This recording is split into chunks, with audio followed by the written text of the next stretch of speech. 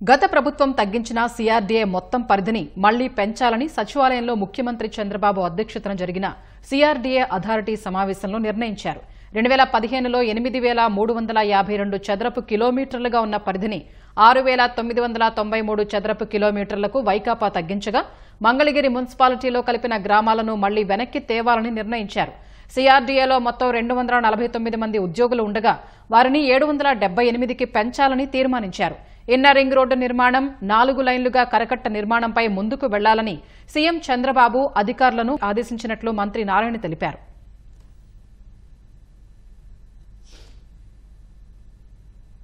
కేవలం ఒక 58 రోజుల్లో 34,000 ఎకరాలు ఒక్కటంటే ఒక్కటి కూడా ఎటువంటి లిటిగేషన్ కేసు లేకుండా ఇవ్వటం జరిగింది. అయితే అప్పుడు ఏదైతే చెప్పామో దాన్ని గత 5 సంవత్సరాల్లో వైసీపీ ప్రభుత్వం చేయలేదు. రైతులు చాలా ఇబ్బందులు పడ్డారు, మానసికంగా ఒత్తిడికి లోనయ్యారు, ఫైనాన్షియల్ గా కూడా ఇబ్బంది పడ్డారు, కోర్టుకు పోయారు, కోర్టులలో సఫర్ అయ్యారు.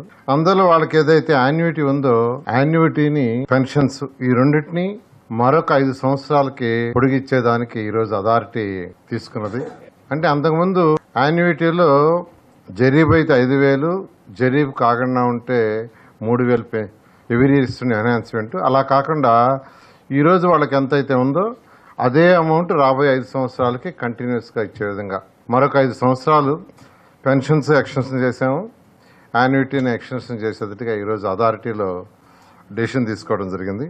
తర్వాత రిక్రూట్మెంట్ అంటే సిఆర్డీఏకి 778 మంది అప్పుడు ఎంప్లాయీస్ ఉన్నారు మొత్తం. ఇప్పుడు కేవలం 249 ఉన్నారు. అయితే అమరావతి క్యాపిటల్ సిటీ మొత్తం రాబోయే సంవత్సరాల్లో అది కంప్లీట్ చేయాలనుకున్నాం కాబట్టి మొత్తం 778 మందిని ఈ సిఆర్డీఏ వాళ్ళు తీసుకునేటట్టుగా ఈరోజు అథారిటీ అనుమతి ఇవ్వడం జరిగింది. అదేవిధంగా అంతకుముందు 47 మంది కన్సల్టెంట్స్ ఉన్నారు, డిఫరెంట్ కన్సల్టెంట్స్. దాంట్లో ఇప్పుడు 32 మందిని యాక్చువల్ గా తీసుకుంటున్నాం. ఎందుకంటే ఒక 15 మంది కన్సల్టెంట్ యొక్క వర్క్ పూర్తయిపోయింది. వాళ్ళని వదిలేసి మిగతా 32 కన్సల్టెంట్ తీసుకోమని సిఆర్డీఏ రిక్వెస్ట్ ప్రకారం ఈరోజు అథారిటీ యాక్సెప్ట్ చేయడం జరిగింది. దీనికి అన్నిటికంటే కూడా ముఖ్యంగా సిఆర్డీఏ జ్యూరిడిక్షన్ యొక్క ఏరియా 8,352.69 కిలోమీటర్లు ఒరిజినల్ గా. దాన్ని గత ప్రభుత్వం తగ్గించేసింది 6,993.24 చదరపు కిలోమీటర్లు తగ్గించింది. అయితే ఈరోజు అథారిటీలో మళ్ళా ఒరిజినల్ గా సిఆర్డీఏ ఏదైతే 8,352.69 చదరపు కిలోమీటర్లు ఉందో దాని ఉండే విధంగా యాక్చువల్గా ఈరోజు డెసిషన్ తీసుకున్నారు. దీన్ని తీసుకోవటం వల్ల పలనాడు, బాపట్ల అథారిటీస్ కూడా ఉంటాయి. బట్ ఒరిజినల్ ఏదైతే ఉండిందో అన్ని చదరపు కిలోమీటర్లు బ్యాక్ వస్తుంది. ఆ విధంగా ఈరోజు అథారిటీ డెసిషన్ తీసుకోవడం జరిగింది. అదేవిధంగా సిఆర్డీలో ఉండే క్యాపిటల్ సిటీ 217 చదరపు కిలోమీటర్ని ఆ రోజు ఫైనలైజ్ చేసి దానికి తగ్గట్టుగా ట్రంక్ ఇన్ఫ్రాస్ట్రక్చర్ మొత్తం డిజైన్ చేశాం. అయితే ఇందులో గత ప్రభుత్వం 4 గ్రామాలను తీసేసి మంగళగిరి మున్సిపల్ కార్పొరేషన్ కలిపింది. ఈ 217 చదరపు కిలోమీటర్లో 54 చదరపు కిలోమీటర్లు 54 చదరపు కిలోమీటర్ల ఏరియా తీసేసి మంగళగిరి మున్సిపల్ కార్పొరేషన్ కలిపింది.